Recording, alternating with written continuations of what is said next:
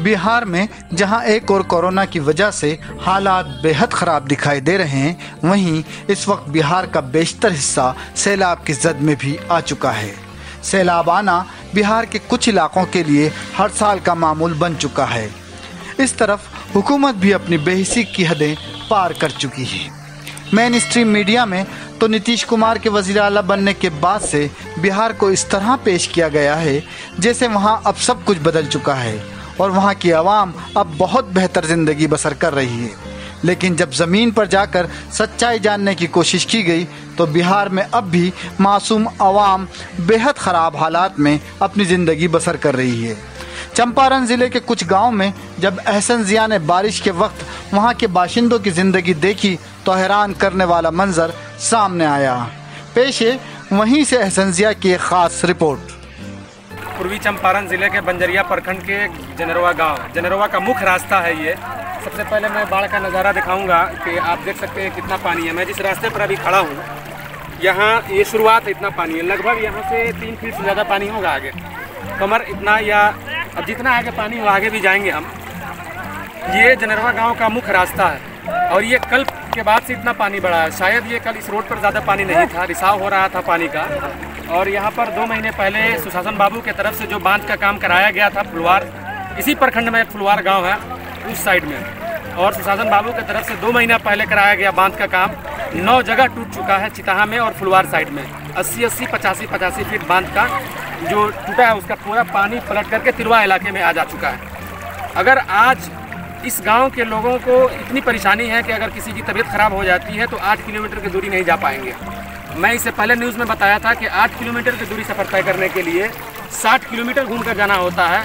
अब वो 60 किलोमीटर वाला रास्ता भी बंद हो चुका है क्योंकि कम से कम 10 जगह भी रोड टूट चुका है और वहाँ आदमी नहीं निकल सकता। इतनी तेज़ पानी है वहाँ पर कि आदमी अगर वहाँ निकलने की कोशिश करे तो शायद वो आदमी ज़िंदा ना बचे और वो बह करके निकल जाएगा यहाँ से।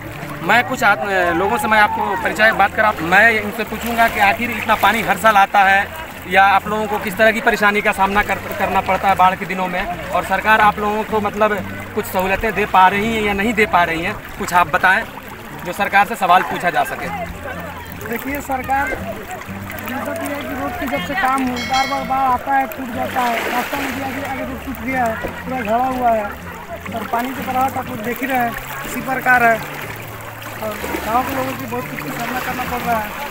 जैसे कि आज किसी की डिलीवरी केस हो, ऐसा मुद्दा जाने में बहुत तकलीफ है, कहीं से रास्ता नहीं है जाने में। अच्छा, इसका मतलब ये है कि सबसे पहला जो हमारा मूलभूत सुविधा रास्ता का होना चाहिए। मैं पहले भी बता चुका हूँ कि अगर 4 फीट मात्र रास्ता भर करके और कुछ पुलिया बना दिया जाए तो शायद ये दिन देखना नहीं पड़े।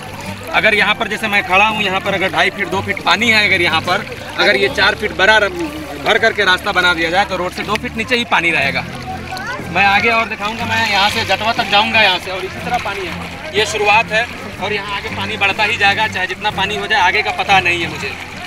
मैं सुशासन बाबू से सवाल यही पूछूंगा कि आखिर आज़ादी के 73 साल बाद भी ये गांव, ये इलाका, तिरवा इलाका इतना पीछे क्यों है। एक चीज़ और मैं आपको बता दूं, आप चौंक जाएंगे जान करके कि 73 साल में मात्र एक शिलालेख या शिलापट उसको कहें, अगर किसी विधायक या किसी मंत्री या किसी सांसद की तरफ से बनाया गया तो मात्र जिस रोड पे मैं खड़ा हूँ इसी रोड का शिलापट लगा है, जो यहाँ का विधायक, अभी वर्तमान में जो विधायक है डॉक्टर शमीम अहमद, उनके तरफ से बनाया गया। इसके अलावा इस इलाके में दूसरा कोई काम नहीं किया गया है और इस इलाके के लोगों को सिर्फ बलगाने का काम किया जाता है। धन्यवाद, शुक्रिया। नमस्कार, मैं एहसन ज़िया। अभी मैं जहाँ पर खड़ा हूँ ये रक्सौल और मोतिहारी को तिरवा इलाके होते हुए लगभग 1.5 से 2 लाख की आबादी का ये जो रास्ता है, ये मोतिहारी से रक्सौल को जोड़ने वाला रास्ता है। और मैं बंजरिया प्रखंड के बुढ़वा गांव में हूँ, बुढ़वा गांव के मिडिल स्कूल के जस्ट बाद। और यहाँ पर पानी हर साल इतना ही आता है, इससे ज़्यादा पानी आता है, मगर सरकार जो है, यहाँ के जो नागरिक हैं, यहाँ के जो आवाम हैं, इनकी समस्याओं पर सरकार की नज़र नहीं पड़ रही है। अगर नज़र पड़ती तो शायद यहाँ के लोग इस तरह से घिरे हुए नहीं रहते। आप देख सकते हैं कि गांव के बीचों बीच का नज़ारा है ये नज़ारा जो बुढ़वा गांव के बीचों बीच का है। मैं कैमरामैन से कहूँगा कि इधर आप दिखाएं थोड़ा, ये गांव के बीचों बीच का रास्ता, ये नज़ारा है। और यहाँ पर सरकार की जो लोगों की जो समस्या है, सरकार को इस पर नज़र नहीं पड़ रही है। उस पार से इस पार अगर आना हो तो भी कितनी मुश्किलों का सामना करके लोग ये रोड पार करके यहाँ आते हैं या यहाँ से वहाँ जाते हैं। आप समझ सकते हैं कि यहाँ से लगभग 10 किलोमीटर का रास्ता तय करेंगे तो इसी तरह पानी ही पानी मिलेगा, और यहाँ से इधर 10 किलोमीटर अगर मोतिहारी आप जाते हैं तो पानी ही पानी मिलेगा।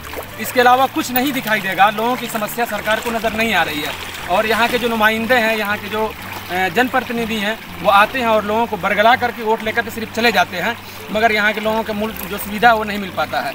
और यहाँ के लोगों के लिए इस बाढ़ में एक नाव भी नहीं दिया गया बुढ़वा गांव के लिए कि यहाँ के लोग अगर किसी की तबीयत खराब होती है, किसी मुसीबत में कोई मुब्तला होता है तो यहाँ से हेडक्वार्टर जा सके या हॉस्पिटल में जा सके, अपनी जो ज़रूरियात है उसको पूरी कर सके, या जो उसकी जो मुसीबत है, जो हॉस्पिटल जाना अगर किसी बच्चे की तबीयत खराब हो जाती है या किसी को सांप काट लेता है।